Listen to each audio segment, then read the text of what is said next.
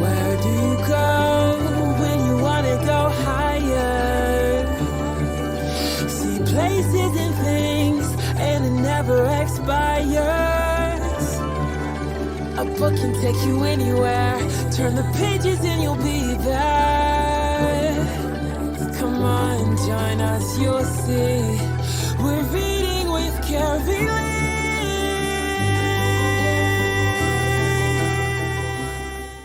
Hi, friends, and thanks for joining us for another Read with Carylee, where we have authors from around the world, across the US, and maybe for you, even down the street. And today, I am excited because we have a Read with Carylee first. We have triplets. Kareem, Jameel, and Salaam Marashli, and they will be reading for us Stewie and the Claw Machine. And not only are they triplets, and I'm gonna let them just take it away after this, but not only are they triplets, but they are reading not from the US, but could you tell us where you're reading from today? Well, thanks for having us, Carylee. We're reading from Down Under. We're from Australia, in Melbourne. Awesome. And, I'm saying that, you're reading to us today, but for you, it's actually Sunday. And for me, it's still Saturday. Yeah. Yeah. So you know what? I am so glad that we're able to connect over Zoom. And I am going to turn it over to you all because I want to find out about Stewie and the Claw Machine. So take it away.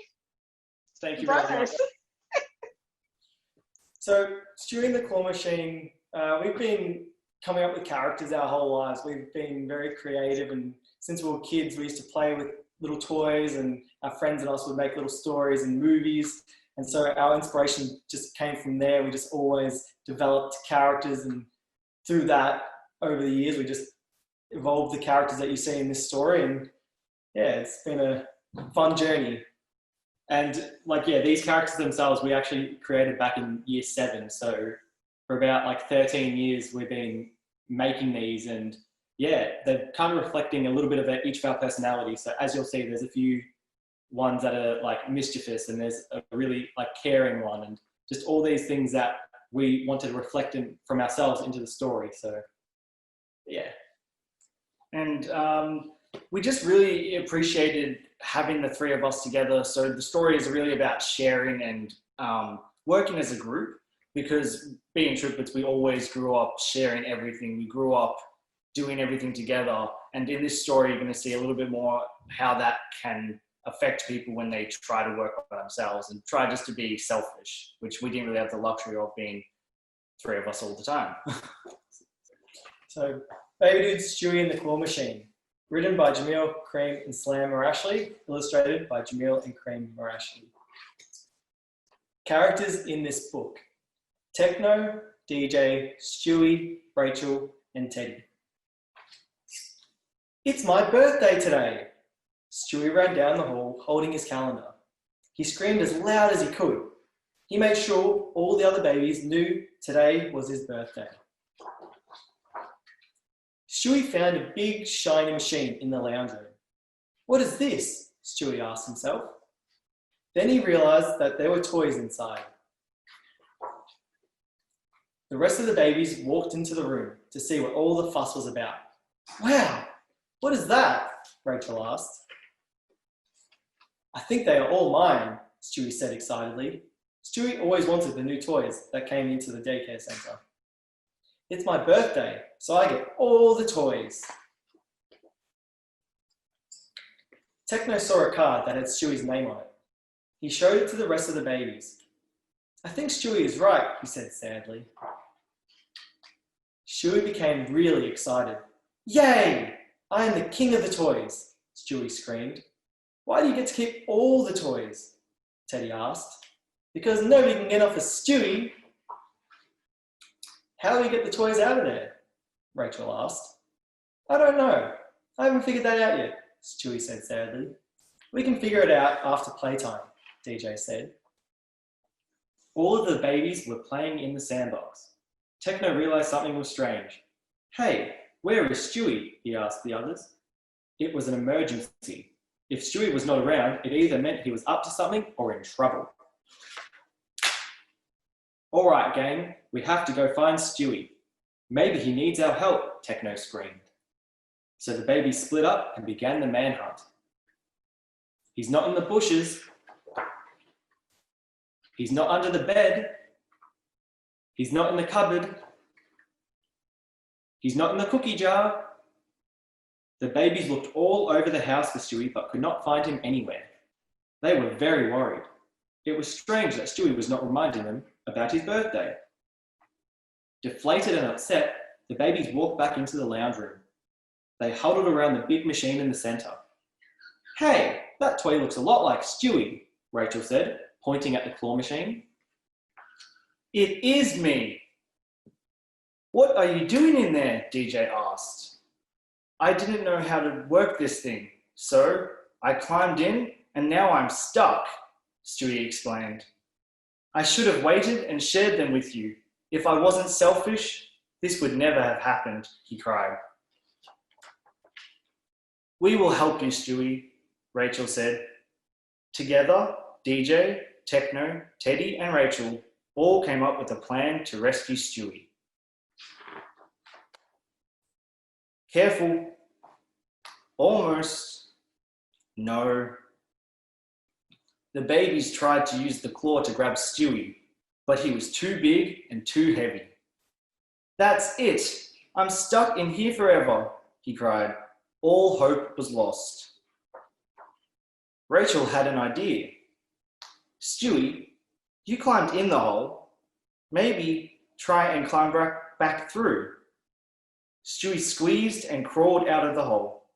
At last, he was free. The babies all jumped with joy. Stewie was so happy that he decided to share the toys with the other babies. Stewie had received the best birthday present of all, friends who did not give up on him. The end. Hi, Carylee. It's Kim Ann, author of Ruby the Rainbow Witch, A Picture Perfect Rainbow Day, Goldie the Puppy and the Missing Socks, and a few other fun books. I wanted to congratulate you on season 2. I'm so happy for you. You guys really deserve all the success. So hopefully I'll be able to come by again and read for you and your readers.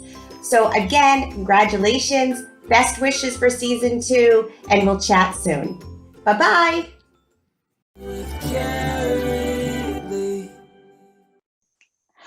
Stewie sounds like my son. I think we all have a little bit of Stewie in us at some points, don't we? But yeah, my son would definitely crawl into the machine to try to get the toy. Especially those big ones. We've all thought of it. We've all thought, if I crawled through there, we could really get those toys. Why work hard when I can get them out? Exactly. You know, that claw is very tricky. So, you know what? Just dive right in and don't go and try to get the toy. So, okay. So you've been writing and coming up with these characters for 13 years now. Was it an instantaneous thing to say, okay, I want to write a book with my brothers? I don't think so. I think it's been gradual. Like we said, we've always done things together, not ourselves. We always shared. We always came up with characters together. We made books when we were kids. We used to make little comics. So it's always been there. And we thought, what's another thing that we can do together that we love, and bringing these characters to life and sharing with other kids and just people around the world now in America. It's amazing to do that with someone that's so close, like your identical triplet brother, or brothers in this case. And yeah, when we got older, Jameel and Salaam became teachers, and it was just, we were like, now is the perfect time to at least get it out there and really try to encourage the kids that read these books to just be creative and use their imagination, because what we used to do when we were children is we would always would do something or watch something or read something, and then all of a sudden go out and just play and use that as inspiration to just make our own story. So if we could even get some of the kids that read this to then go and just play it with their, like make a big group of toys and just play with them, or say, you know what, let's go play as a group of friends again. I think that's just something that's Because that's what we did. Yeah. We always would find something and just go together and play with it. And as within the story, we had to figure out how to share. Not all the time did we necessarily get along, but then there was times where we really came back together and just worked as a team to make it through it. And it is a bit of a symbol that one of us would make a mistake, or one of us would have a problem that we couldn't figure out by ourselves, and then one of the other two or both of them would come up and help. So it really is, we're hidden in this book, but the story has, it's been slowly adapting. And we've been fortunate to travel over to Japan, where claw machines are such a big thing as well. So that, like, that's another inspiration for us. Like, we've been there so many times, fortunately enough, to be able to have a little bit of an idea how those machines work a bit more. How fiddly they are. Yeah, they're, like you said, they're not easy. No, everyone just looks at them, oh my God. Yeah, you know, they have them here in just about every bowling alley, every movie theater, and, you know, even on one of the biggest movies here for kids, Toy Story, you know, the claw is a part of that. So I think everyone kind of relates to having the difficulty with that. So you are writing these books and on your website is The Baby Dudes. So how many books do you have so far, and do these babies get to grow up? So we've actually got, so this is our first book that we've actually published and hardcover, but we've got at the moment about like 4 other short stories that we've just introduced a few other characters in. And we really just want to create as many, like we said, as long as we've got the stories and the imagination to keep coming up with them, we'd love to share all of them. We've got so many in the back of our minds, because most of these stories were actually based off adventures we had as kids. So they're not just adults thinking, oh, what do kids want? We've been writing these down and just thinking of them since we were children.